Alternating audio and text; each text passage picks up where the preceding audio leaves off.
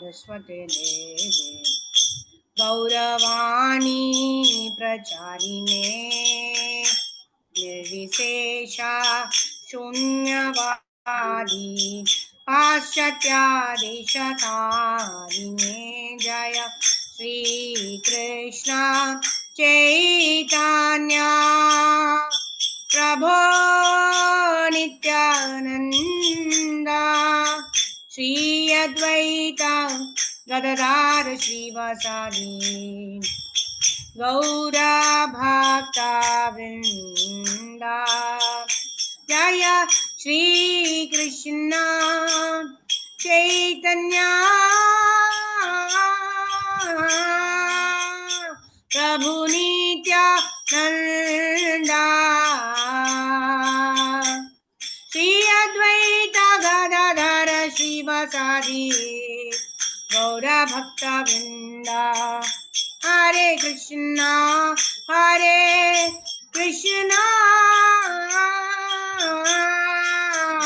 कृष्ण कृष्ण हरे हरे हरे राम राम राम हरे हरे हरे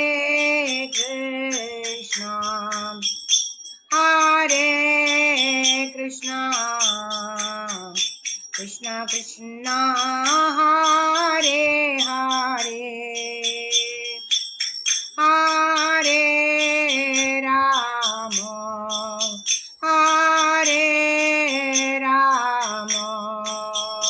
राम राम हरे हरे हरे कृष्ण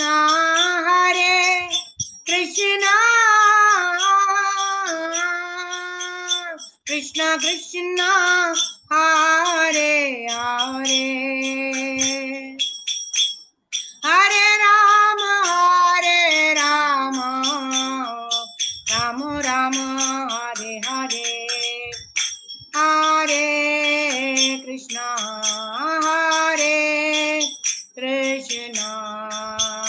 कृष्ण कृष्ण हरे हरे हरे राम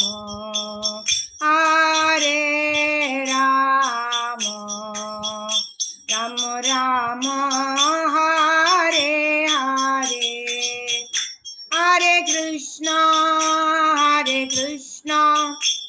कृष्ण कृष्ण हरे हरे हरे राम राम राम हरे हरे हरे कृष्ण कृष्ण कृष्ण हरे हरे हरे राम राम हरे हरे गोविंद जय जय गोपाल जय जय राधा रमण हरि गोविंद जय जय गोविंद जय जय गोपाल जय जय राधा रमण हरि गोविंद जय जय हरे कृष्णा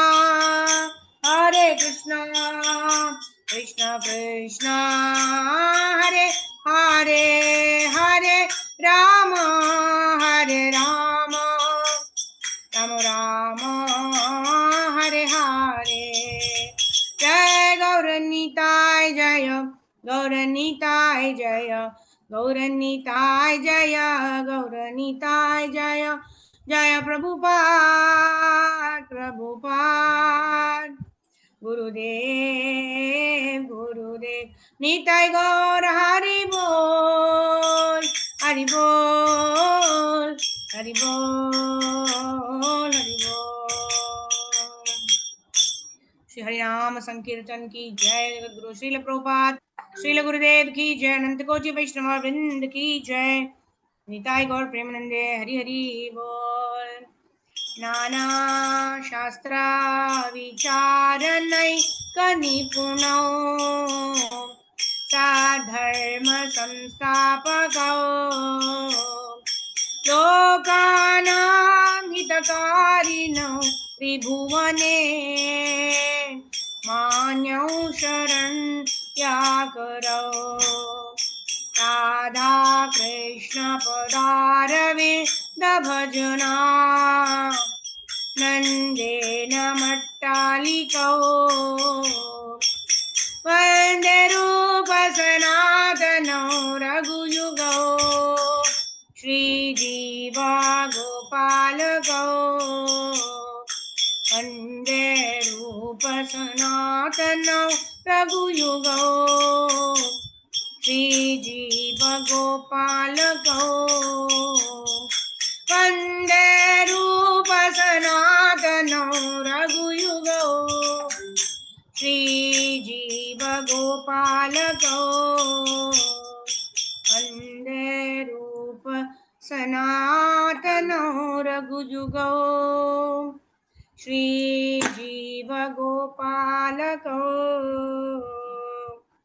स्वरूप गोस्वामी की जय, श्री भक्ति रसामृत सिंधु की जय, जगत गुरु श्रील प्रभुपाद की जय, nectar of devotion की जय. Hare Krishna. So we are on the second last session of our magnum opus book, Nectar of Devotion. So everyone has been very interactive and participative in all the sessions. We request devotees to switch on your cameras. We'll see who all have been participating in our Nectar of Devotion sessions. Thank you, Janki Mataji, Karpagavalli Mataji, Rohini Mataji, all the devotees. Thank you all very much for your daily participation in these sessions. So we thank you all, and tomorrow will be the last session. So please do participate in today's and tomorrow's sessions with an open heart and opening your videos in this way. We will give a very nice culmination to our Nectar of Devotion study for the pleasure of Guru Gauranga, for the pleasure of Srila Prabhupada. So with this, I invite His Grace Abhinav Gauranga Prabhu to take over today's session. Today we'll be completing the chapter 18 and also a complete summarization of that particular chapter, which is very, very important. What are the qualities of a devotee in Bhava Bhakti? That is our goal. We want to develop those qualities. We want to become dear to Krishna. So let us hear with full rapt attention to what Prabhuji has to offer today, so that our desire to becoming dear to Lord Shri Krishna, to develop these wonderful qualities, becomes manifest by the grace of Shri Shri Guru and Gauranga. So with these words, I'll invite Abhinav Gauranga Prabhu. Welcome, Prabhu. Let's welcome Prabhu by loudly chanting the Hare Krishna Mahamantra. Hare Krishna, Hare Krishna, Krishna Krishna, Hare Hare, Hare Ram, Hare Hare Ram, Ram, Ram Hare Hare. Rama, Hare Hare. Hare Krishna, Prabhu. Dandat pranams. Dandavat Pranam Mataji, thank you so much. Thank you so much for the kind words, and yet again another very ecstatic kirtan. So yes, let me share my screen. And it's really wonderful that we have come such a long way and such an enthusiastic participation, each and every day, without any discrimination that whether today is a working day or today is a weekend. Like, all the devotees have just turned in and day out. Like, thank you so much. I mean, anything, see, whatever I say will be a mere arrangement of words, but uh, the kind of feat that you all have achieved, just by coming in and day out is something, really phenomenal. Thank you so much once again.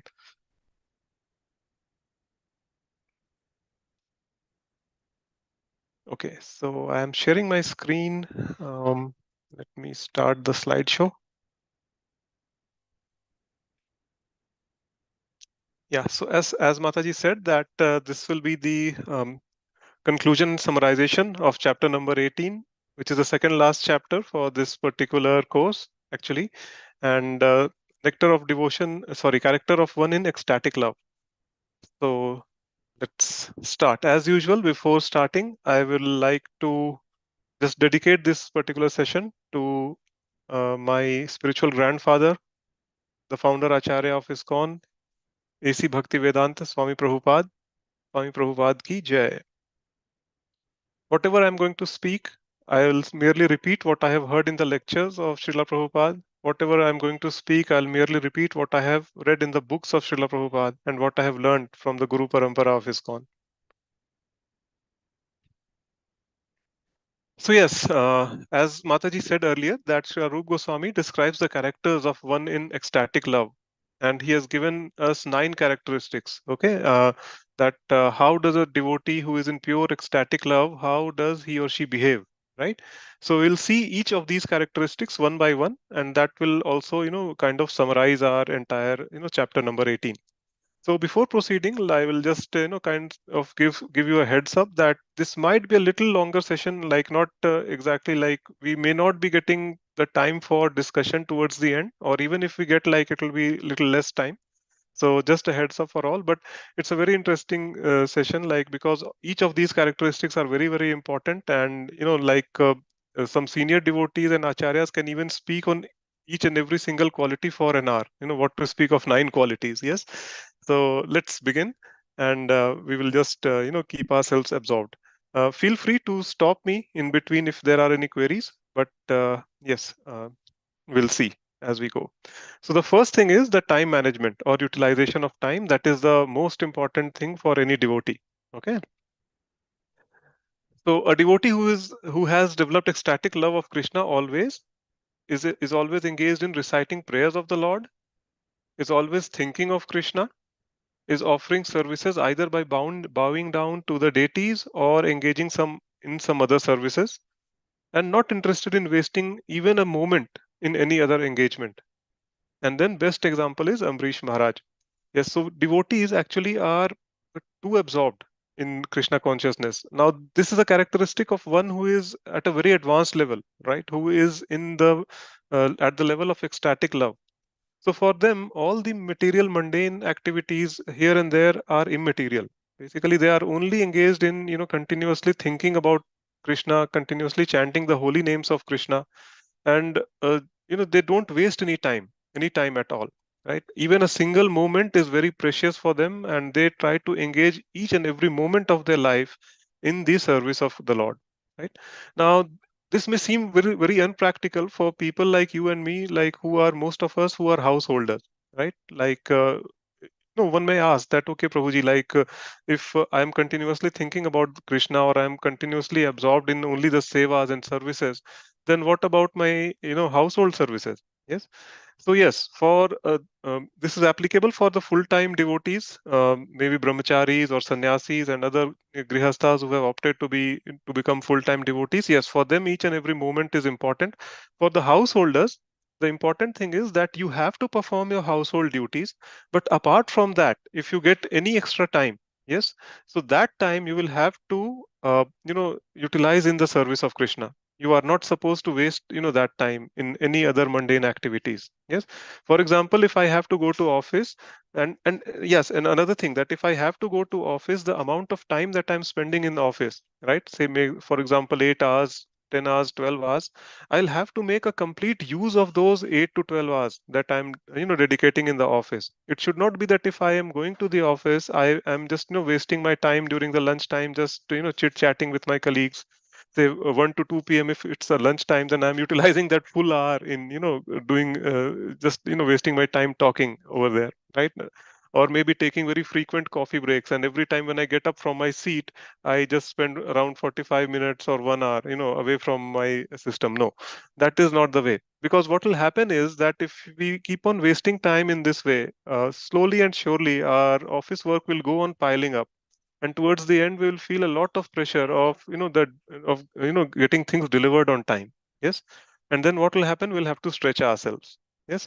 So even when we are in office, we will have to see that, okay, we are utilizing our time in a very judicious way, each and every single moment. Like, if I'm dedicating 8 hours or 12 hours at office, I'll have to make use of each and every single hour, right, that I'm spending in office.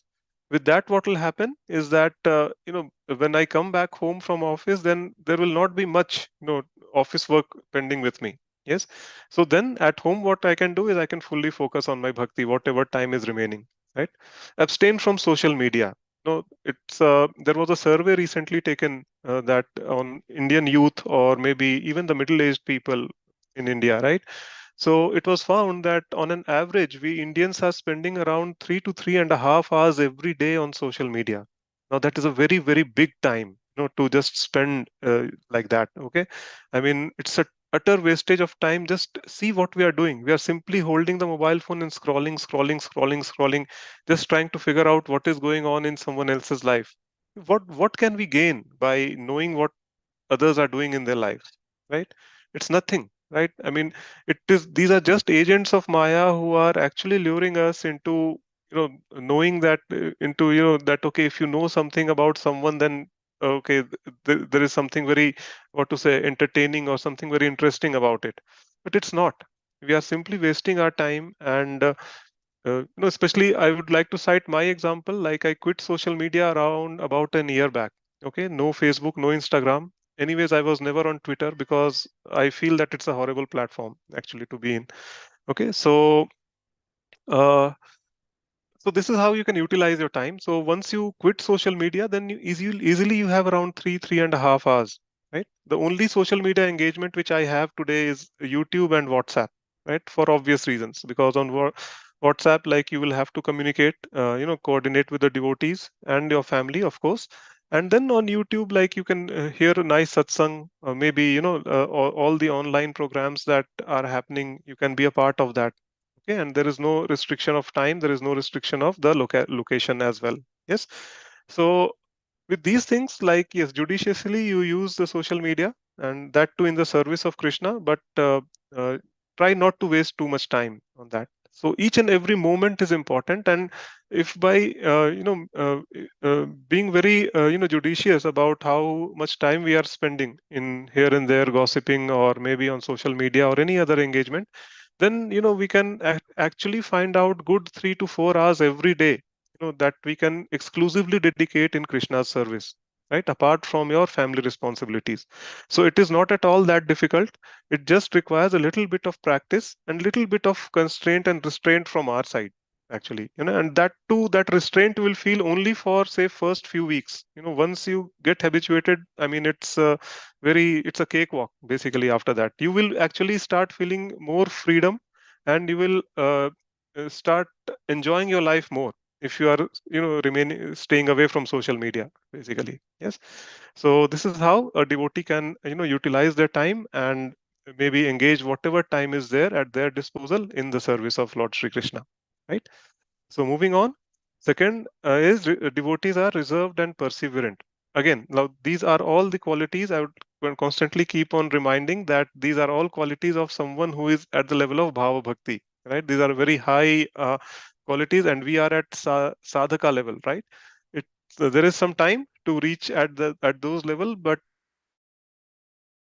at least we should know that, what are the characteristics, so that we can aim for it, right? If your aim is high, you will definitely attain a certain position, but at the beginning itself, if you give up, then there is no question of, making any progress. Yes. So reserved and perseverant, that's another quality of a devotee. So when a person is undisturbed, even in the presence of various causes of disturbance, he is called reserved and perseverant, right? Even in Bhagavad Gita, Lord Sri Krishna actually says that I like those devotees who are samabuddhi, right? Who are level headed, undisturbed in happiness and distress, undisturbed in, love and hatred, undisturbed in, maybe, what when they are famous or in infamy, right? So basically they are not impacted by dualities, the devotees, actually. Yes. So that is known as reserved person, and the example is Parikshit Maharaj. So what does he say in Srimad Bhagavatam? He says, let the curse of the Brahmana's son fall upon me, I do not mind. I only request that at the last moment of my life, all of you will kindly chant the holy name of Vishnu, so that I may realize his transcendental qualities. So the only, what to say, consideration of a devotee is basically, how can I remember Krishna at the end of my life? Yes. And that is what Krishna says in the Bhagavad Gita, right? Antakale cha mameva smaran muktva kalevaram ya prayati samadbhavam yati nastyatra sanshaya. So this is the secret of attaining Krishna. That at the last moment of your life, if you are able to remember Krishna, anything about Krishna, his name, form, qualities, pastimes, then you are done. You will simply break this cycle of life, death, and rebirth. You will simply go back home to Krishna's abode. Yes. So, excuse me, please. So this is the whole idea. So devotees are always focused on that ultimate goal. They never lose focus of that goal. Yes. And this is how they attain perfection. So this example of Parikshit Maharaj's behavior is his remaining patient even at the last point of the time. His undisturbed condition of mind is the best example of reservation. Yes. So second. So we can see that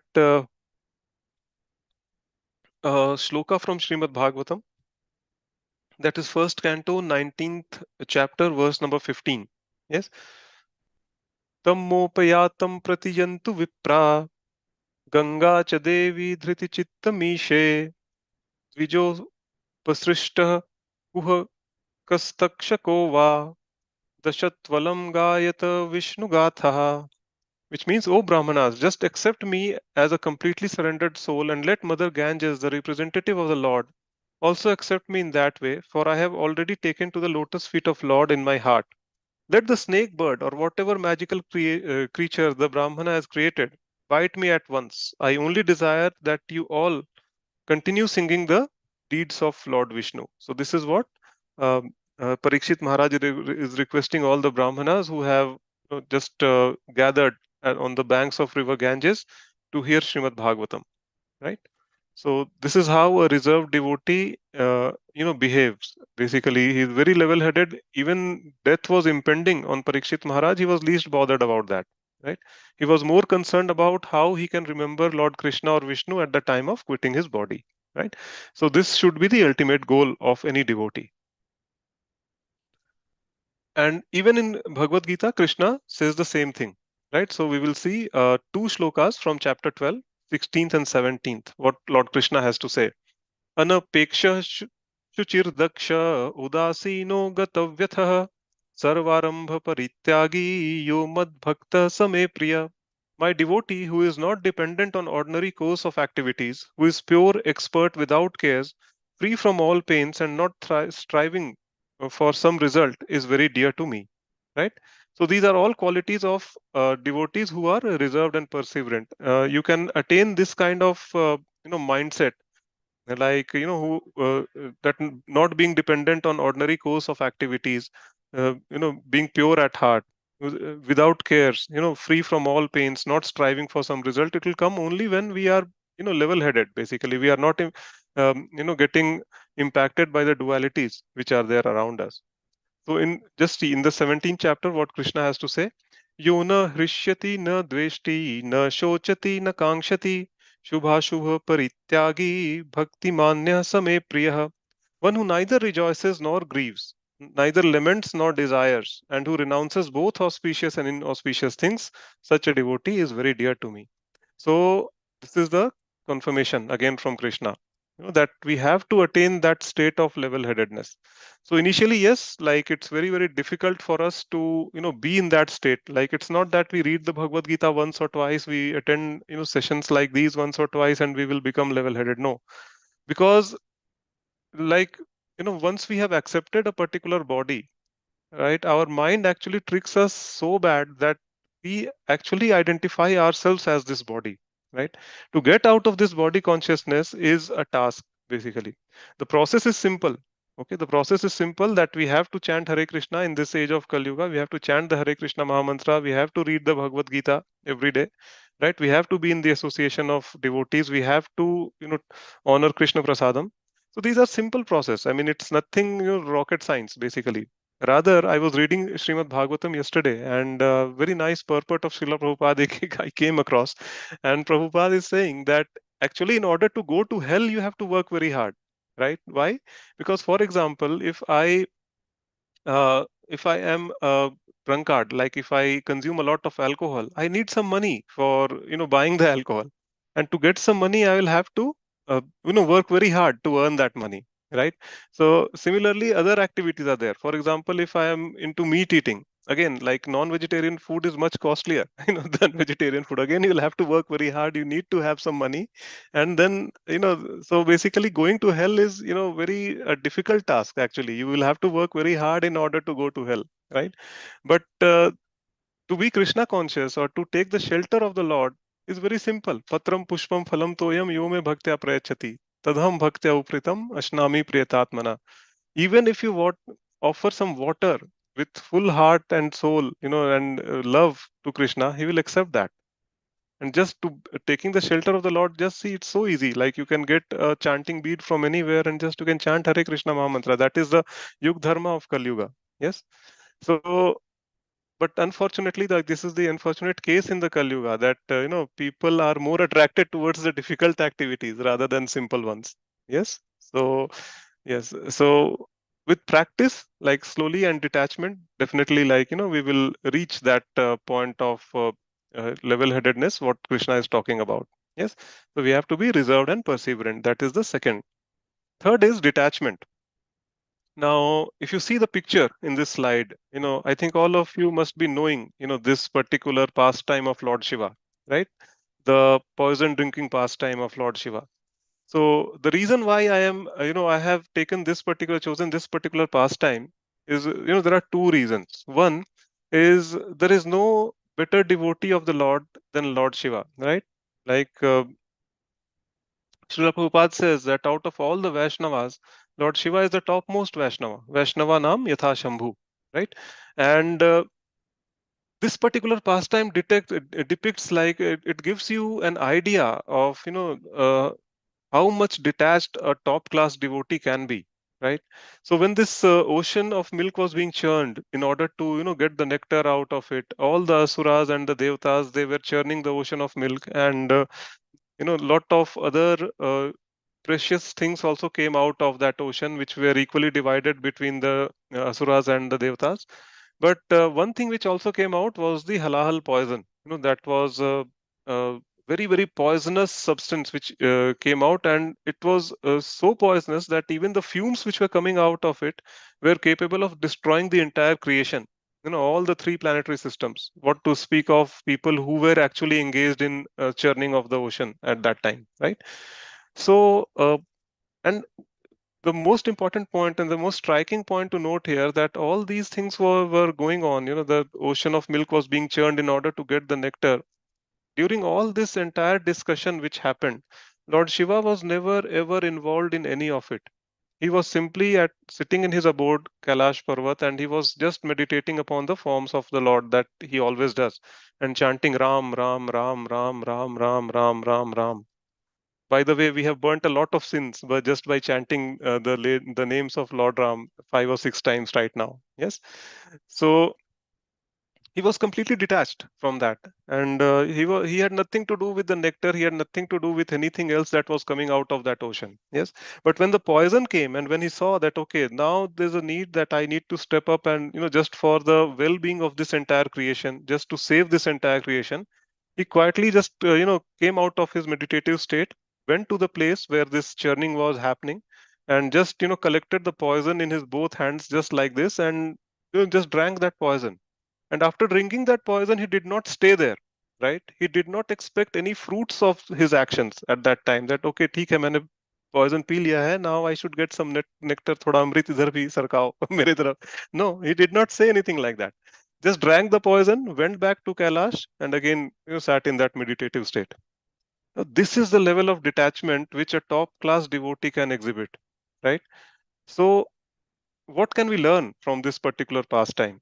That as devotees we should not be expecting any results or any fruits of our action. That whatever we do, whatever services we are doing for Krishna, we should not expect that, okay, someone will come and appreciate me, or maybe a lot of people will start respecting me, I will gain a lot of followers by doing this. No. If you are doing that, then there is a very, very long way to go, honestly speaking.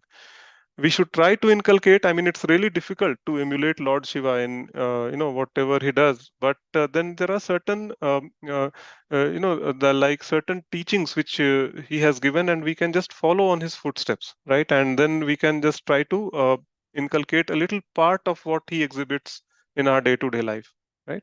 So just keeping him as the center of our focus, that, okay, he is the top class devotee and the topmost Vaishnava. Just see how detached he is. So similar kind of detachment we can try to bring in our lives also, right? So this is one pastime which is very, very dear to me and very inspiring for me as well, right?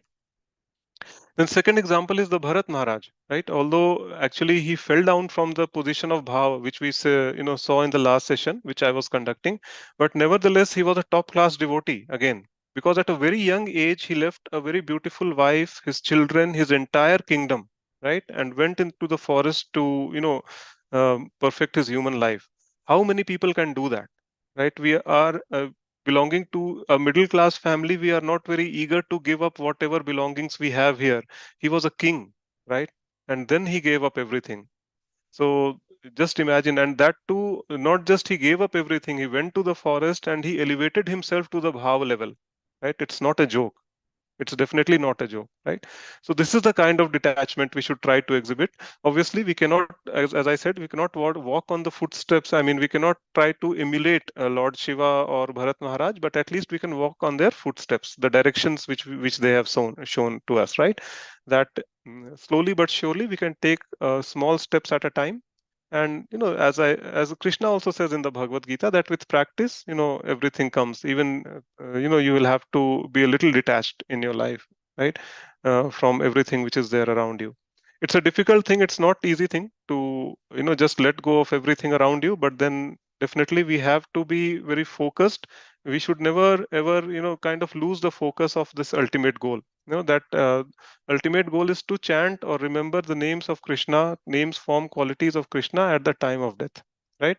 So for that, anything which is there, which is important, I'll do. So that should be the mindset. So again, in this particular slide, detachment does not mean artificially keeping oneself aloof apart from all the allurements of attachment. Right? Even in the presence of such allurements, if one can remain unattracted by material attachment, then this is called detached.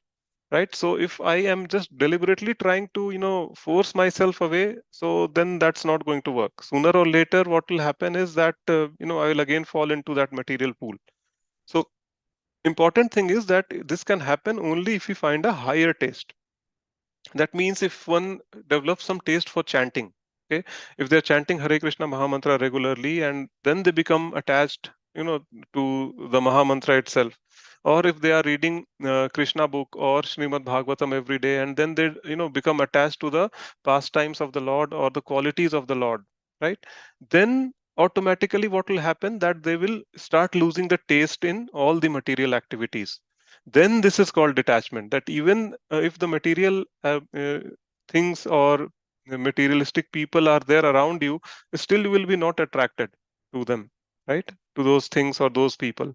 So that is actually called detachment. So a lot of people say that if you go to the YouTube or even if you meet people around outside who are not at ISKCON, so they will actually tell you that okay, ISKCON actually forces us to quit a lot of things. For example, they ask us to quit non-vegetarian food, they ask us to quit onion and garlic, they ask us to quit tea and coffee. See, again, we do not ask anyone to quit anything. All we are asking is to chant Hare Krishna Mahamantra and read the Bhagavad Gita. Now, by doing these two things, if a person, develops a taste for Krishna's names, forms, qualities, and pastimes, and he develops a distaste for all the material activities or material things or materialistic people, then ISKCON should not be held responsible for that, right? Because this is the way it is. Like this is how it works. This is, since we are all spiritual beings, we are all part and parcel of Krishna.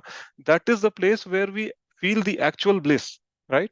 And we are trying to find happiness in all these material activities, in all these material people. But then we are end of the day, each and every one of us frustrated. Why? Because this is not. We are looking for happiness at the wrong places, right? The right place is to chant Hare Krishna Mahamantra, to think about Krishna, to talk about Krishna, and just be absorbed in his thoughts. Okay, then we'll be actually blissful, and automatically, naturally, we will get a distaste for all the material activities. Then we will be completely detached. Yes. So detachment is another quality. Third is pridelessness. Again, if you see this picture, I think all of you can correlate. This is the past time when Sudama came to visit Lord Sri Krishna in Dwarka. Now, Krishna was a king of Dwarka at that time. And mind you, whenever Lord appears in this material world, and he takes the role of a king, like his opulence is unmatched at that time, whether it's in the form of Lord Ramchandra or whether it's in the form of Lord Sri Krishna, right? So the opulence was simply unmatched, and this Sudama was a very poor Brahmana, right? But just see how eagerly Krishna is washing his feet. Even when he was in the position of the king, he did not just by his actions he wanted to set an example that this is how the king should behave. right? And this is how the brahmanas or the learned people should be treated, when they come to meet the king. He himself is washing the feet, right? So this is called pridelessness.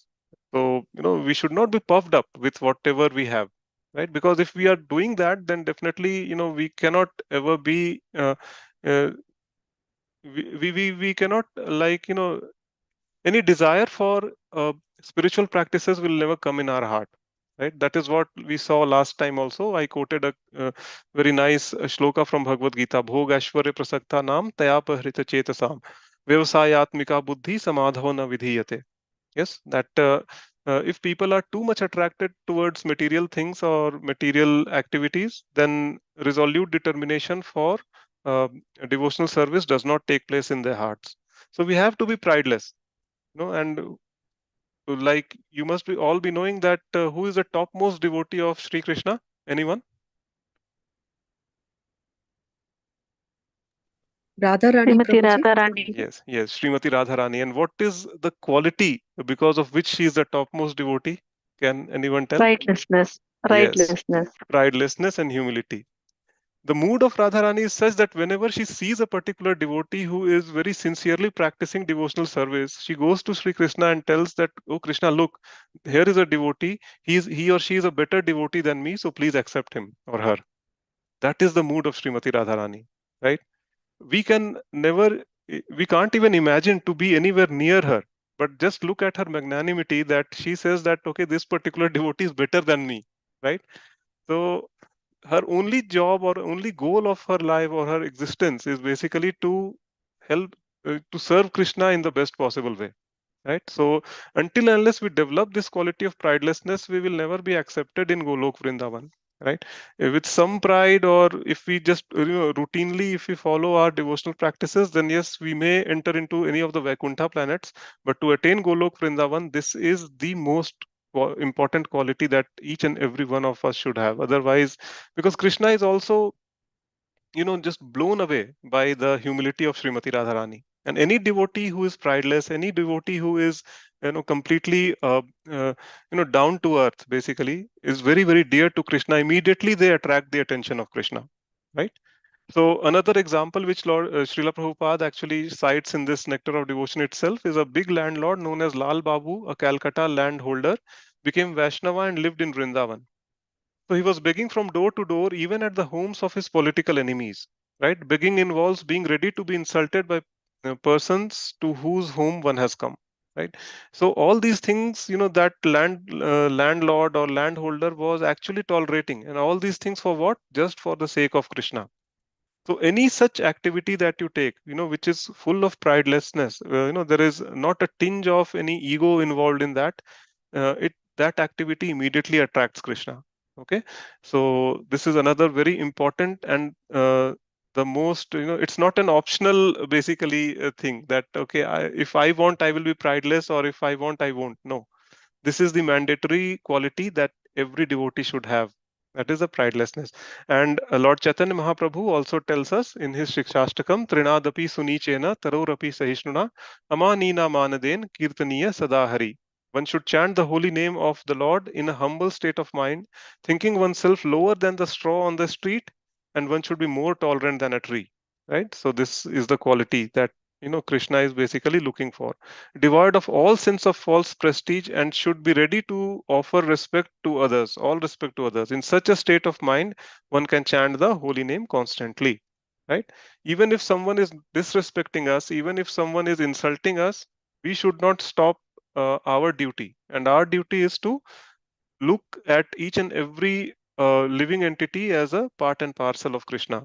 That, okay, Krishna has come. See, basically, it's like a movie. Okay, in movie, what happens? Like, there is a hero, there is a villain, right? Villain is always trying to trouble the good people, right?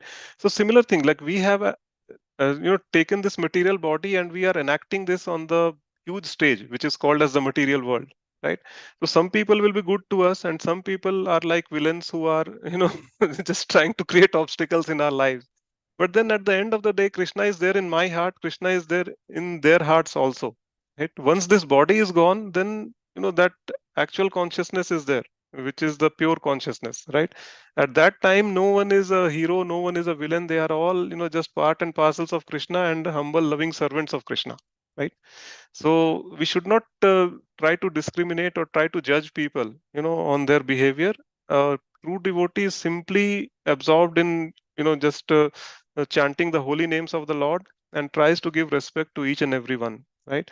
Just because someone is insulting me, I should not, abstain from my duty. That why should I respect you? You don't deserve. You first make yourself worthy of my respect, then you come and talk to me. So that is not the kind of, what to say, the mindset which should be there in a devotee.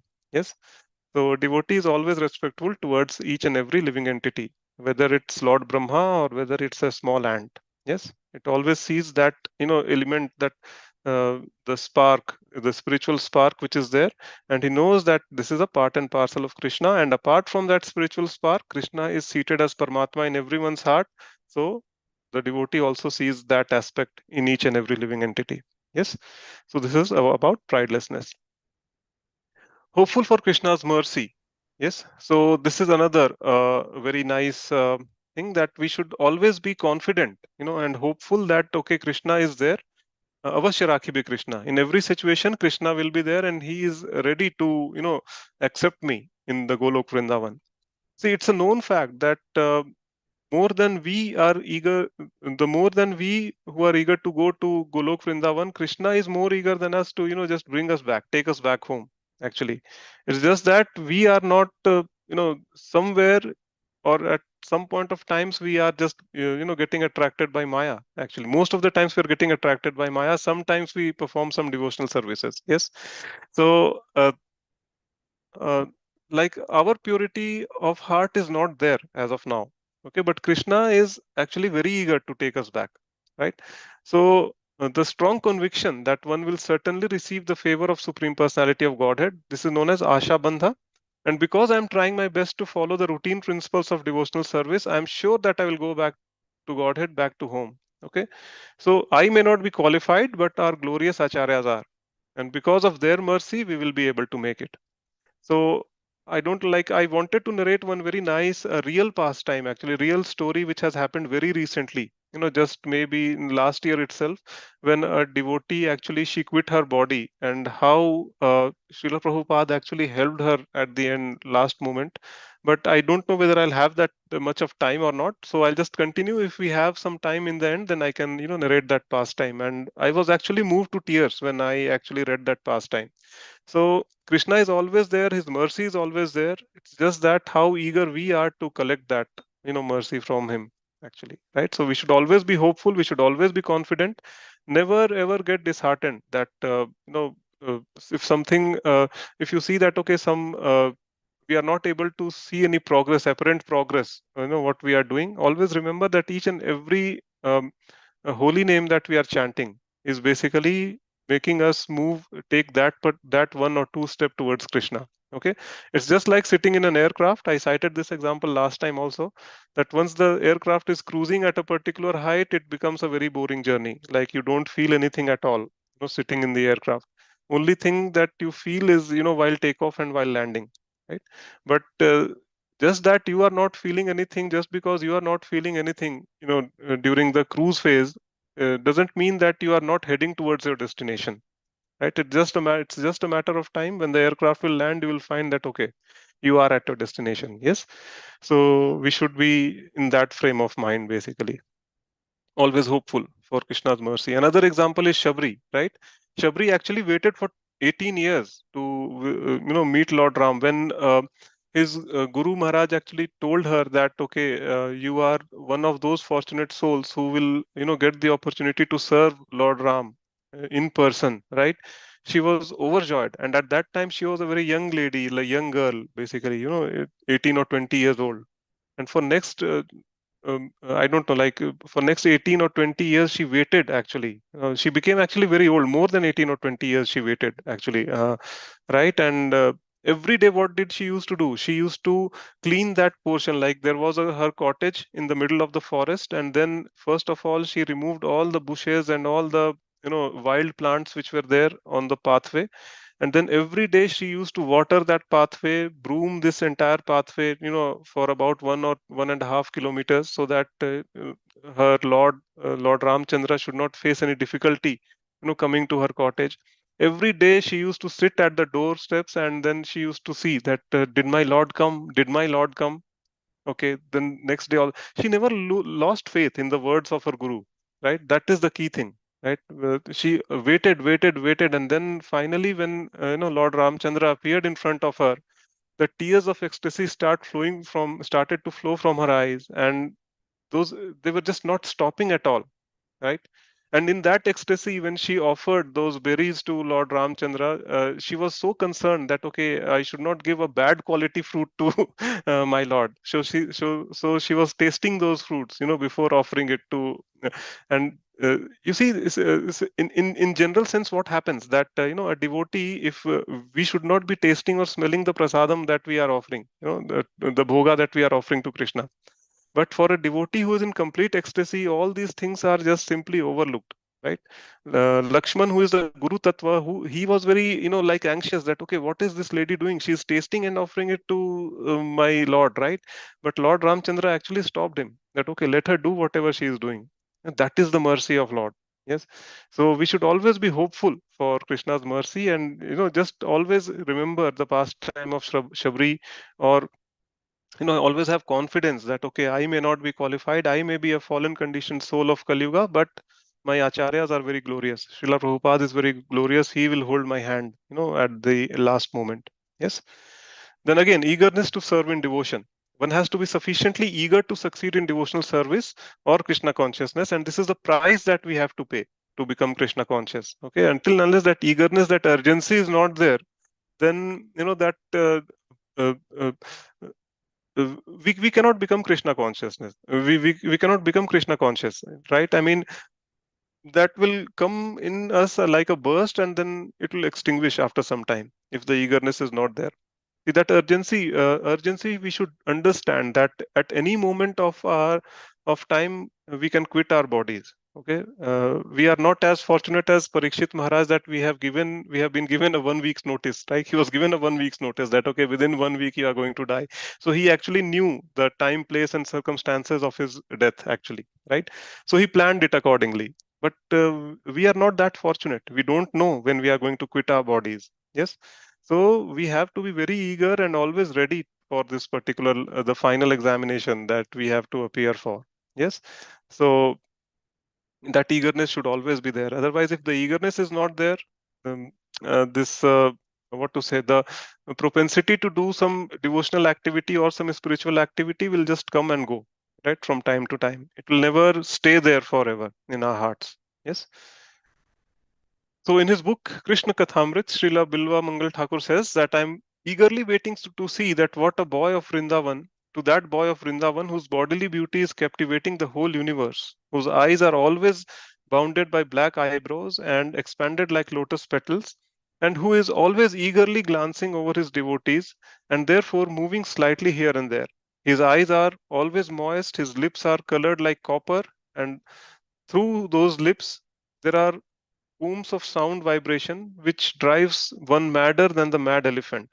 I want to, I want so much to see him at Vrindavan, right? So this is that eagerness. He is just trying to put his eagerness, which is there within his heart. Srila Bilwa Mangal Thakur. He was a great devotee, needless to say that. Very beautiful composition, Chaurashtakam, he has written.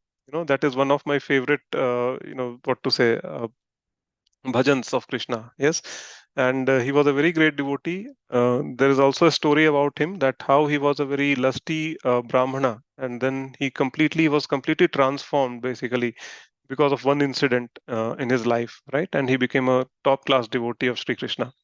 So here also he stresses a lot on the eagerness that one has to be eager to see Krishna face to face in this very lifetime. Okay, if you are laid back, that theek hai. If we'll take, I can just visit Krishna anytime I want. Then Krishna is also laid back. Ki, theek hai, take your time, stay here for another 15 or 20 million lifetimes. Then you come back to me, right?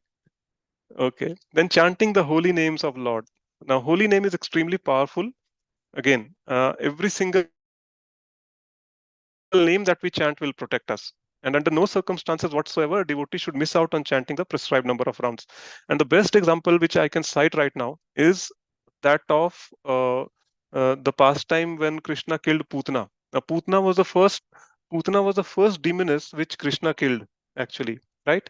And we all like, if you have read the Krishna book or if you read the Srimad Bhagavatam, you will find all the description there that she was in her actual form, she was huge like a mountain, right? And when Krishna sucked that life air out of her breasts, she just fell down with a great force on the ground, and her body was actually lying dead on the ground, and Krishna was playing on her body, right?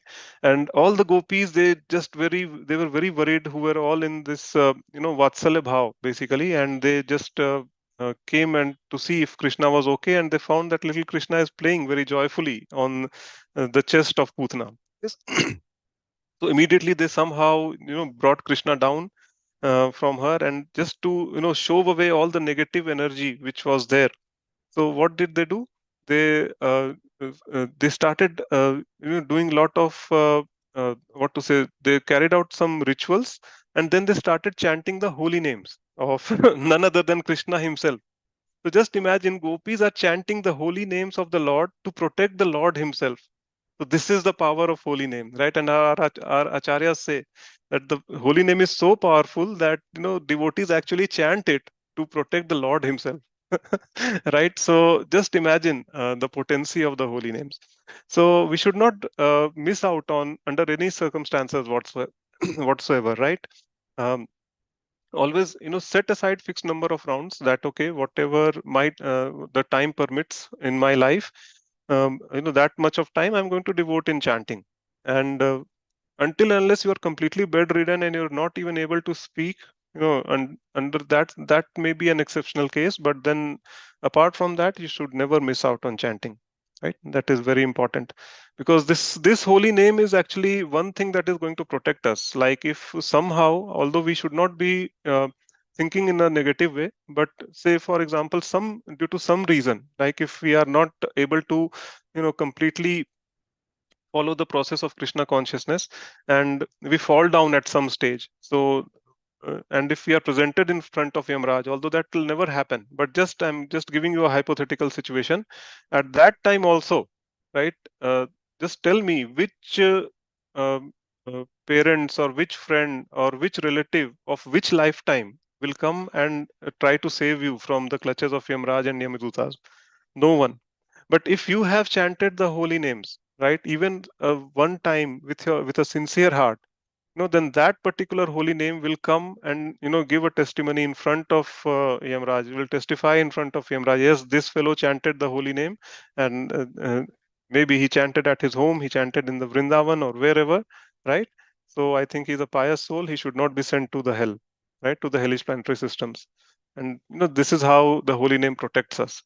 Okay, so we should not be we should not be wasting any time. Just whatever time we have, we just try to chant the holy name. Chanting is very, very important. Okay, otherwise there is no point of practicing This is the yug dharma basically. Yes, so you should never miss out on chanting. Then attraction to the holy dhams, right? Places where Krishna performed his pastimes are known as dhams. A pure devotee always tries to stay in Mathura or Vrindavan. Even today, you will see that some devotees who actually practice the Chaturmasya very sincerely, at least 1 month of the year they keep aside, that they will go and they will stay in either Mathura, Vrindavan, Dwarka, or some place where Krishna had performed his pastimes. Some very sincere devotees, I have seen them do this. So uh, attraction towards dham is another important thing, another important quality of any devotee who is in bhava bhakti. At these sacred places, Krishna displayed the childhood activities with the cowherd boys and Mother Yashoda. Actually, if someone goes to Vrindavan, he will immediately feel the separation from Krishna, who performed such nice activities when he was present there. And this actually happens. If you go there, you will not want to come back again. That is the magnetic attraction of Vrindavan, basically. Apparently, you will see there, you will find it like any other place of India, right? If you just see it with a material eyes and just see it with material consciousness, you'll see that okay, it's a dusty place, crowded place, the streets are very narrow and there is nothing special about it, right? Very different from any metro city that you see in India, right? But trust me, if you have the right consciousness, the it has such a magnetic attraction that you will never ever want to come back again. You will never ever want to feel leave that place. People actually have seen people cry, while coming back home to this, I mean their actual this material home, after visiting Vrindavan. They don't want to come back. Yes. So that is the attraction of places like Vrindavan and Mathura. So this attraction can take place in the hearts of pure devotees. Yes, you have to have the purity of heart. Otherwise, you cannot feel this thing. Like it will be just any other place, just like any other pilgrimage or any other place that you are visiting, right?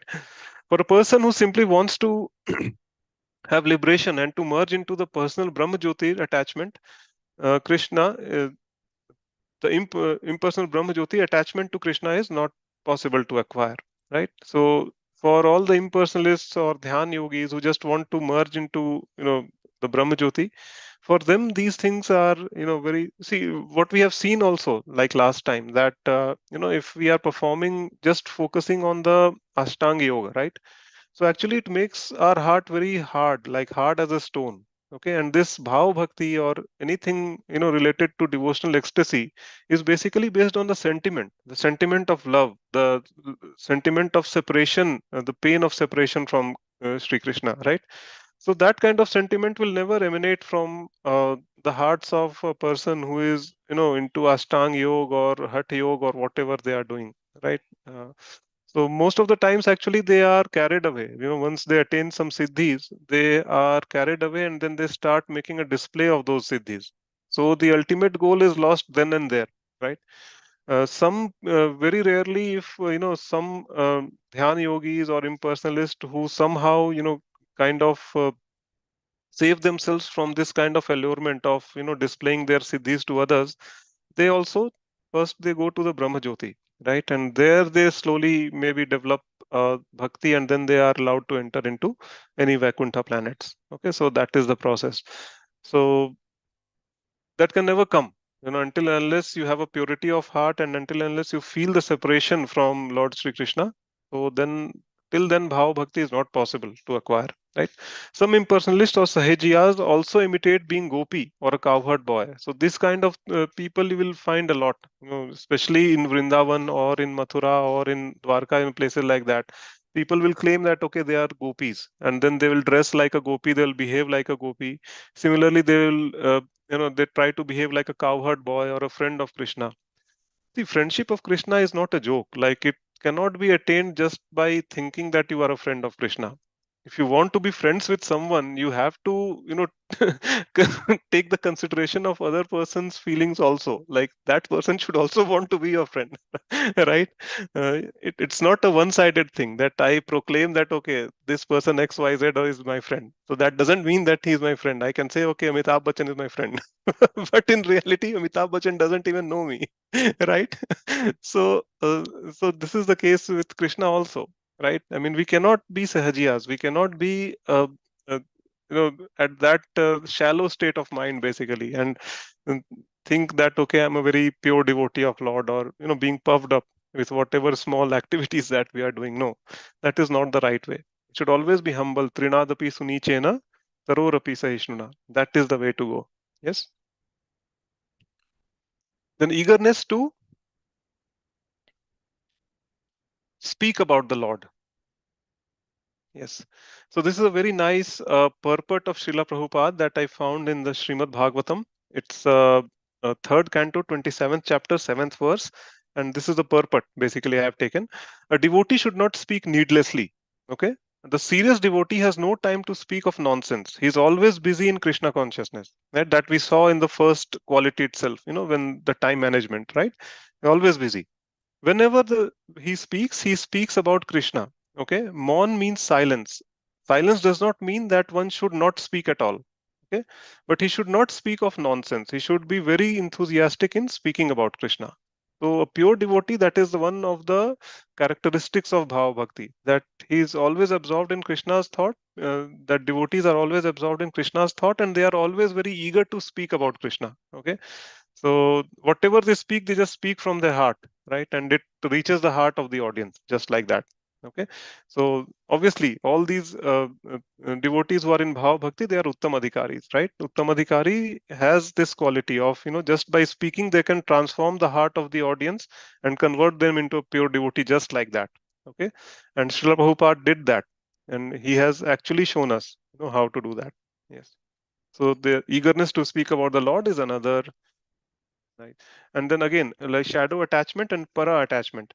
So just like we have seen, this is a picture of a sahajiya, right? This is how they behave basically. Okay. So we'll see. If someone without undergoing regulative principles of devotional service or without being guided by a bona fide spiritual master shows such imitative attachment, is called shadow attachment. Or we call those people as sahajiyas. They are not associated with any bona fide Guru Shishya Parampara. They do not have any bona fide spiritual master. They are just self-proclaimed devotees. Okay, that I am a gopi. They are saying, "Arey Baba, if you are a gopi, Krishna should also accept you as a gopi." That is the first point, right? I mean, it cannot be one-sided declaration just like that. Okay, then simply by association of pure devotees, the moon-like rays from their hearts reflect on him. So, but if these sahajiyas they associate with the pure devotees, what will happen? That the potency of the devotees will actually, will actually transform them. Okay, so by the influence of the pure devotees, he may show some likeliness of attachment caused by inquisitiveness.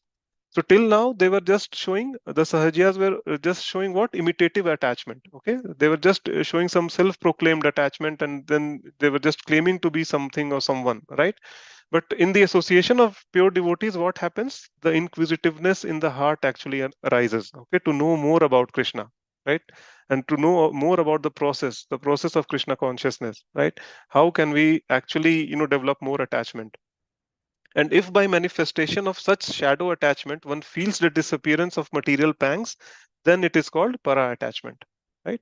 So slowly what happens that this inquisitiveness comes, and then, with this particular inquisitiveness, a specific type of attachment, develops, which actually removes all the material pangs, or all the material desires from the heart of such sahajiya devotees, right?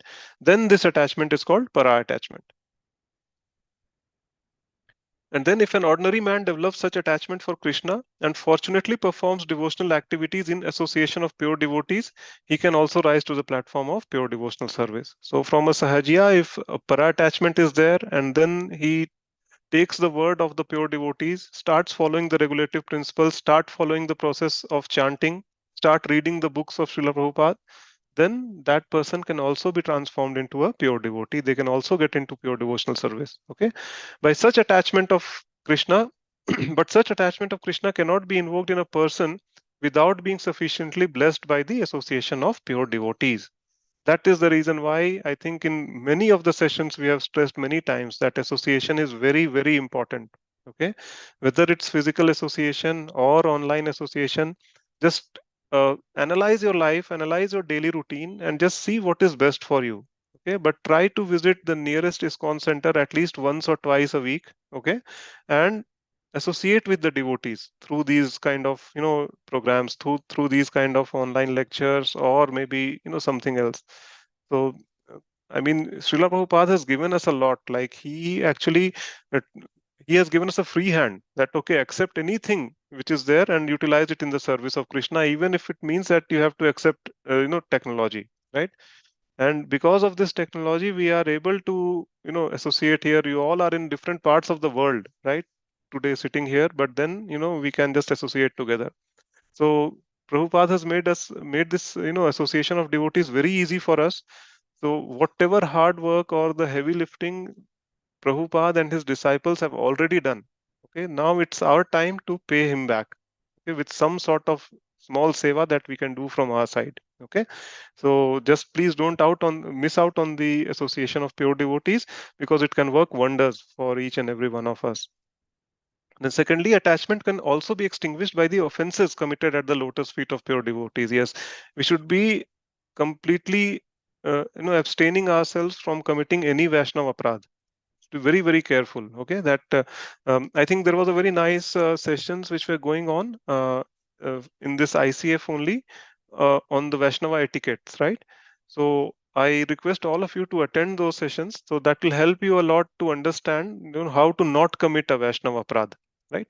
So it's very important that we always keep in mind that we should not offend, even by mistake we should not offend any devotees, and in case we do, we should be very humble that we should immediately beg for forgiveness.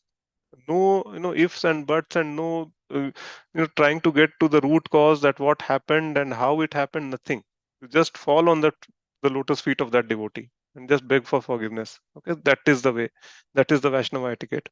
One should therefore be very careful while associating with pure devotees to guard against committing offense on their lotus feet. Yes, always be humble, always be respectful towards everyone. Okay, and then automatically we will not commit any, like offense. At least knowingly, we will not commit any offense. Yes, unknowingly, if it happens by chance or circumstantially, if that happens, then just simply fall on the feet, offer Dandvat pranams, and just beg for forgiveness. Okay, devotees are very merciful; they will simply let it go, just like that. Okay, so this brings me to the end of the session. I think it was. Did I? Yes, I am. I think I am on time, basically. So yeah. So this is what all I had to say. Before opening the floor for discussion, I would just, quickly try to, describe one pastime which has happened very recently, and this is how, Prabhupada helps the devotees, their disciples at the time of death. Like, we may forget, but Prabhupada never forgets, actually. So there was this old lady who had very recently quit her body, and her son actually narrated this whole incident. Okay, and what he told was, then when she was young, in around 1970s or maybe early 70s, Prabhupada actually visited her. She was from Tamil Nadu, and Prabhupada was, I think, giving some lecture in Andhra Pradesh, actually. So she went there to attend the lecture, and at that time, Prabhupada was, actually wanting to construct a temple in Tamil Nadu. So he just asked for some donations, actually. And this lady was a very pious lady, very pure-hearted lady. So she offered some, 10,000 rupees as a donation. And at that time, 10,000 rupees used to be a big amount, right? So Prabhupada, what he did was that he had a habit of keeping the records personally, of each and every donations that were coming, right? So it so happened that so all this will join up, okay, once I reach the end of this story.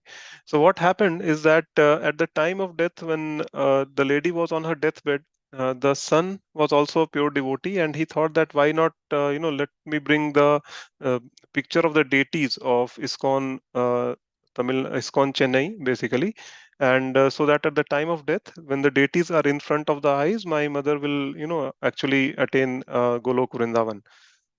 So he went to ISKCON temple, searched for the picture of the deities of ISKCON Chennai. Normally, on any other day, those pictures were easily available, but at that time, due to some reason, there was no picture available for the deities. Okay, so immediately he contacted all the ISKCON authorities. So the temple president was informed about this, and he was also very eager to help this guy out. So he actually said that, okay, let me have a look. I may be having at my home, so I'll give it to you. So even the temple president looked into his home. Even at his home, the pictures of those deities of ISKCON Chennai were not there. Okay, and it was not there. Then what happened is that the temple president came to this guy personally, and he said that unfortunately, I think they have all been sold out. So we do not have any pictures of ISKCON Chennai, but yes, we do have a picture of the deities of ISKCON Vrindavan. Okay, the Krishna Balram temple of ISKCON Vrindavan. We do have that. So if you want, I can give it to you. There's no difference between this deity and that deity. It's all Krishna only. So you can just take this and keep it in front of your mother. So same thing happened. So the this guy, he took that picture, and then he came back, and his mother peacefully quit his body, looking at the pictures of you know uh, the deities of ISKCON Vrindavan, basically, right? So after that, like he said that, okay, just as a discussion is so going on with the other fellow devotees of ISKCON, and this son actually, he told that, okay, my mother had given a donation at that time. So the ISKCON devotees, they actually said that, okay, if that is the case, then Prabhupada must have actually, kept the record of that donation. Let us check it out. So they checked out, and indeed, that was indeed they found that, okay, this lady had donated 10,000 rupees. But the most interesting part was that beside that donation, what the Prabhupada had taken down the note, he said that this 10,000 rupees will be utilized in constructing the Vrindavan temple, ISKCON Vrindavan. Right.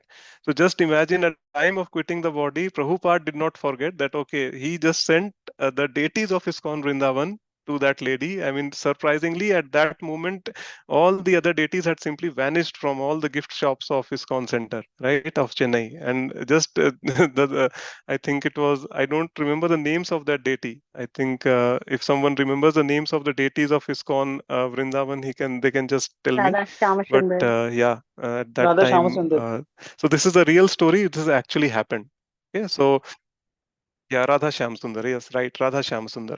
So she quit her body by looking at Radha Shyamsundar. Right. So we may forget what services or what sevas we do, but Prabhupada never forgets. Krishna never forgets. So that should give us a lot of confidence in the process that Prabhupada has given us.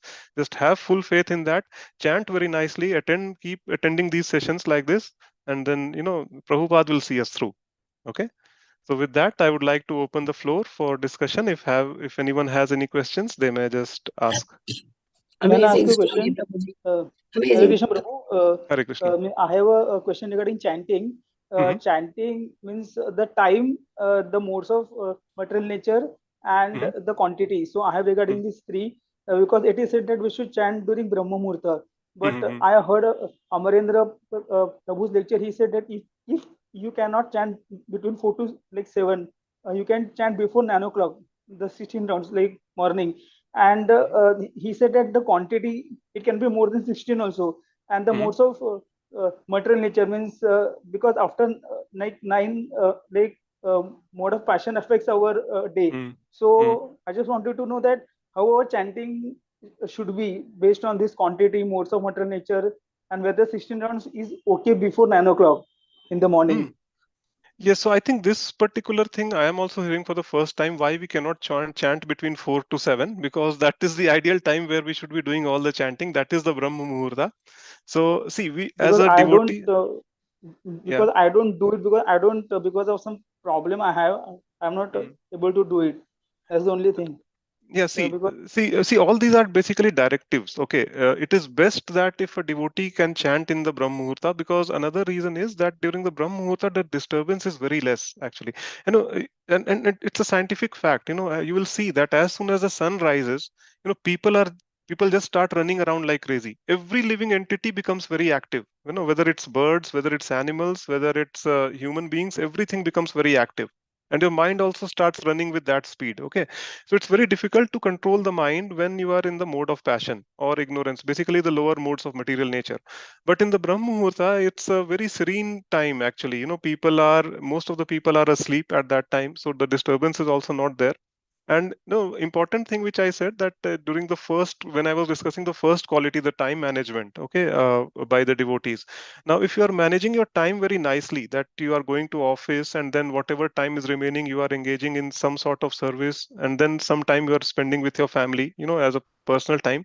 So what will happen if you stick to this routine? What happens is that generally by 9 p.m. or 9:30 p.m. in the night, you will start feeling sleepy. Your battery will be completely down, and then immediately as you hit the bed by 9:45 or 10 o'clock, you'll be fast asleep, and then automatically you will wake up in the Brahma Muhurta. Okay, there will very less effort is required basically. So it's all about time management. And yes, and if at all your job is such that it does not permit, like you will have to do the late night somehow. For example, I work in a company where I have to work in the US time zone sometimes, right? But still, I mean, by mercy of Krishna, I'm able to wake up in Brahm Muhurta, but that's a different thing. But in case, like, if you are not able to do that, then that is also fine. Like, whatever is applicable for you, just do that. do that sincerely. Pray to Srila Prabhupada that please help me with before starting the chanting. Just give an intense prayer to Srila Prabhupada that I have full faith in your process, Prabhupada. Whatever is I am capable of according to my capability, I'm just trying to chant, please help me out. So with this kind of prayer, you will definitely get the help, and even during the daytime you will be able to chant very nicely. Okay, so but yeah, just it's recommended that if possible, just try to wake up early in the morning and try to finish most of your rounds, if not all the 16 in the Brahm Muhurta itself. Remaining you can finish off at any time of the day. Yes. Okay, regarding the modes of material nature, means it is said that bhakti is performed in three modes: goodness, passion, ignorance. So chanting is the integral part of bhakti. So our bhakti is dependent on chanting only. So if we chant in mode of goodness, it will become in mode of goodness, bhakti, right? No, Or mode it's of not passion, that. mode of See, ignorance. chanting or the holy names are transcendental to the modes of material nature. Okay, they are not impacted by that. They are above that. So we should not. When there is no difference between Krishna and his holy name. Okay, so when you are chanting the holy names of Krishna, you just imagine that Krishna is sitting right in front of you. And how can Krishna be impacted by the three modes of material nature? Right? Bhumi rapo analo vayu kha mano buddhi vacha ahankara itiyam me bhinna prakriti rashtadha. So all these, the five elements that we know: mind, intelligence, and false ego. These eight constitute the material, external, separated material energies of Krishna. So they cannot impact Krishna. It's transcendental, right? Holy name is transcendental. You can do that. Yes, it's for see, we are not perfect. Because we have taken this material body, then yes, our mind will play a trick on us. We are vulnerable to these three modes of material nature. So that is the reason. But if you are sincere, you are dedicated, then definitely, Krishna will help, Srila Prabhupada will help, and your chanting will go on. Not a problem. Okay. So Okay, thank you very whenever much. you get some time, yeah, please do that. Okay. Don't worry about all these things. Just focus on your chanting. Okay. Okay, thank you. Hare Krishna. Hare Krishna. Prabhu. Yeah. Prabhuji, can I Sindhu ask just a Mataji. very quick Yes. Yeah. small question? Yeah. Hare Sure. Krishna, Sure, Mataji. pranam, Prabhuji. Right. Prabhuji, in that story you had mentioned the old lady, right? Mm-hmm. Like I didn't understand. I mean, like the son was a pure devotee. You had mentioned, Prabhuji. Mm-hmm. Mm-hmm. Like, but they didn't have any pictures, is it, at home? Like I Yeah. didn't Yeah. understand the story. I mean, they didn't have So the pictures, so thing the was son that served they were with. looking for, yeah. So just, yeah, allow me to complete, Mataji. So what happened is that they were residents of Chennai and they were associated with ISKCON Chennai, the temple of ISKCON Chennai. So obviously they wanted the pictures of ISKCON deities which were there in the Chennai temple.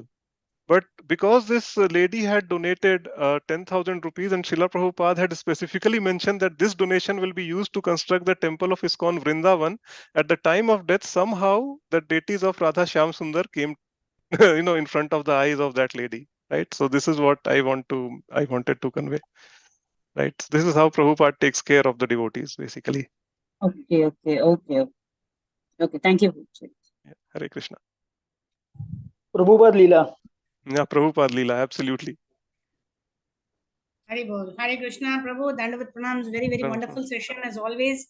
Hari Thank you Hari. so much. I just wanted to state something which is Grace Radheshyam Prabhu says in response to Virendra Prabhu's query when we should chant, whether we should chant in the morning. So Yep. he gives this very beautiful example about the traffic signal and traffic jam. He says, like I stay in Kandivali, the temple, Meera Road temple is 15 minutes away. If I leave Yes. at 3:45 a.m. in the morning for the Mangalarti, I'm very sure I will reach by 4 5 a.m. 20 minutes means 20 minutes at 3:45 a.m. in the morning. But if I leave at 10 a.m., the distance is only 20 minutes, but I don't know. I may reach at 11 o'clock, I may reach at 12 o'clock. I may sometimes reach only at 1 o'clock. It depends on the traffic. It depends on the, the signals that are there. But early morning, there is no disturbance. Happily and peacefully, I can go. Right? So in this way, as Grace Radheshyam Prabhu says, early morning, there is no distraction in the mind. Just like there is no traffic on the road, there is no mind traffic. So if we chant early in the morning, then our rounds get completed properly with the proper consciousness, with not so many things running around in our mind. What do I want to cook? What do I want to wear? What time I have to go to office? What do I have to do? Right? Those can wait till after 7 o'clock, 7 a.m. in the morning.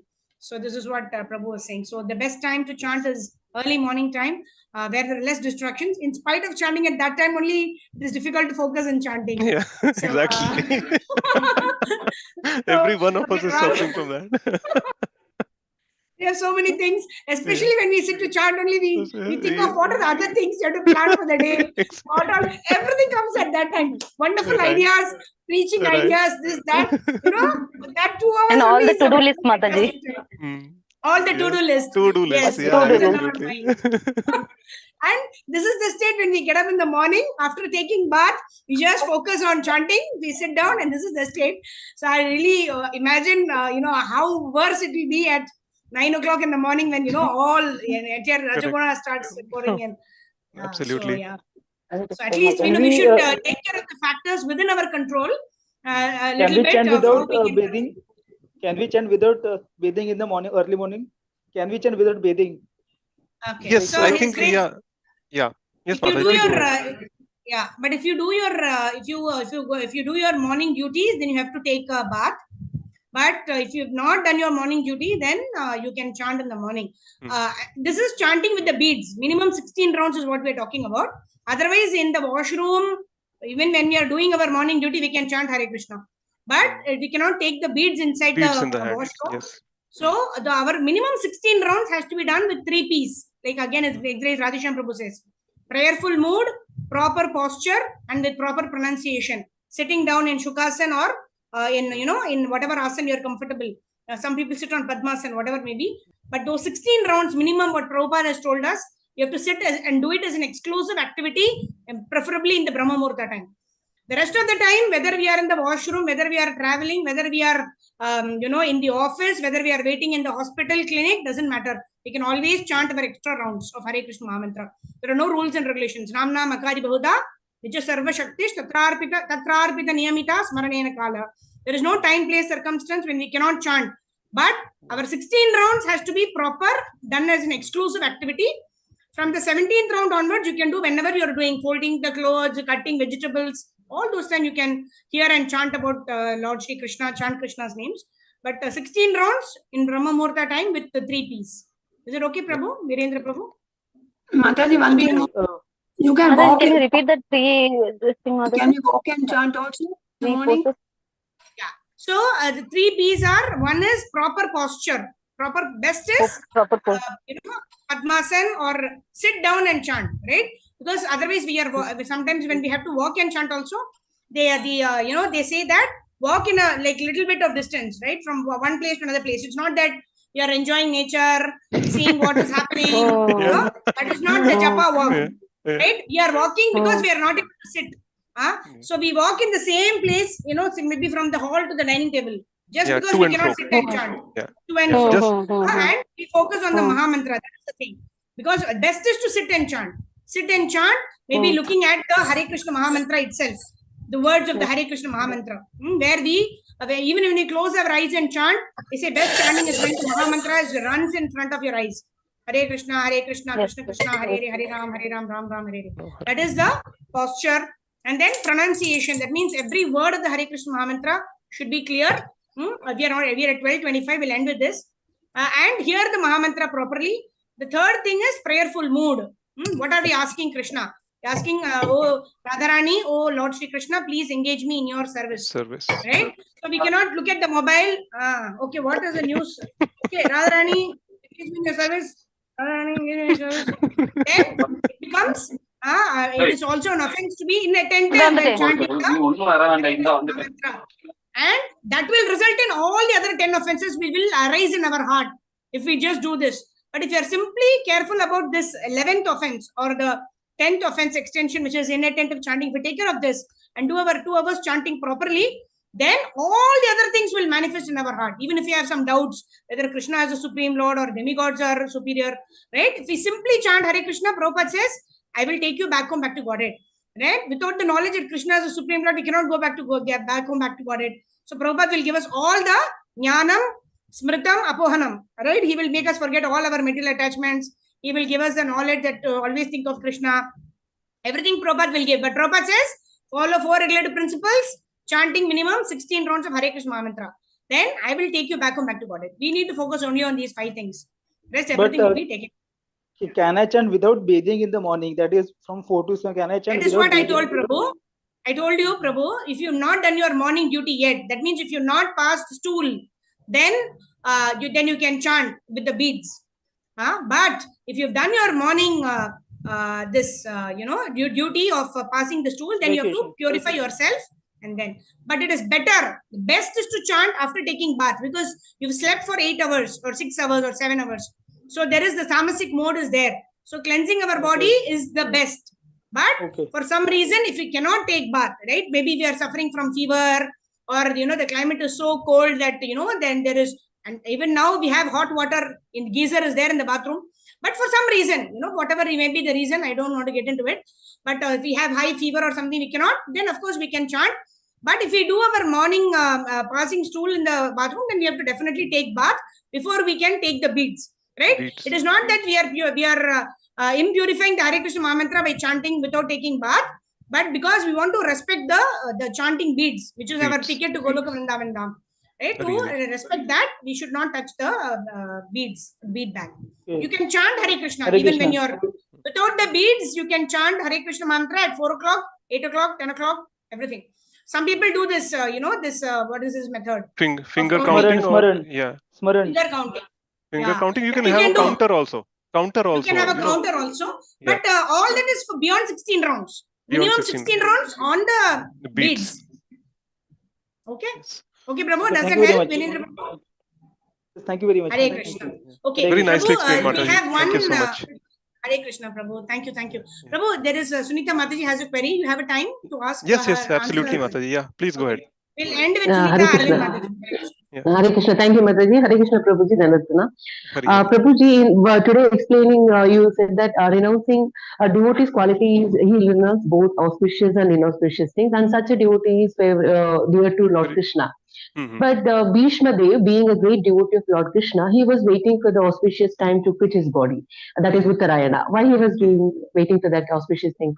Yes, because see, he was also a pure devotee of Lord, right? But then again, like he was not completely, purified at that time. Because see, the very fact that he sided the sides of the Kauravas, whether it's because of the pratigya that he had taken or anything, right?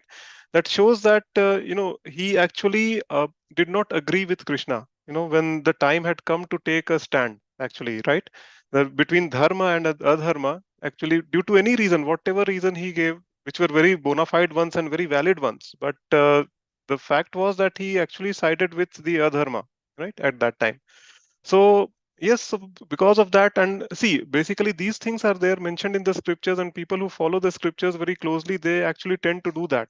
But this is the whole concept of Krishna consciousness, that once you become a pure devotee and you do that, then you need not worry that at what time of the year you are quitting your body, in what muhurta you are quitting the body. For devotees, these things are not applicable. Basically, there was one. This is a real story. Again, I'm telling you. There was one Prabhuji who was an astrologer by profession, and he joined ISKCON. So another fellow devotee came and said, "Prabhuji, aap to astrologer hain. Just tell me, looking at my kundli, that what will happen." So that astrologer Prabhu, he asked him that, okay, do you chant? So yes, Prabhu, I chant. How many rounds? 16 rounds. So he said that, okay, once you stop chanting the 16 rounds, then you come to me, I'll tell you what will happen. As long as you are chanting 16 rounds, you are outside the jurisdiction of astrology. So I can't say anything, right? So devotees should not worry about those things. Yes, Bhishma Dev was anyways, like he was a very learned person. So, with the knowledge of Shastras and whatever he thought that based on the knowledge that he had gained, that was the behavior basically, right? So according to that, he did. But yeah, so these actually you will clearly read in the Nectar of Devotion itself that such devotees, they attain to the Brahma Jyoti basically, right? They are not allowed to enter into the Golok Vrindavan. Like some people may ask that, okay, he fought for the Kauravas, he was on the side of adharma, right?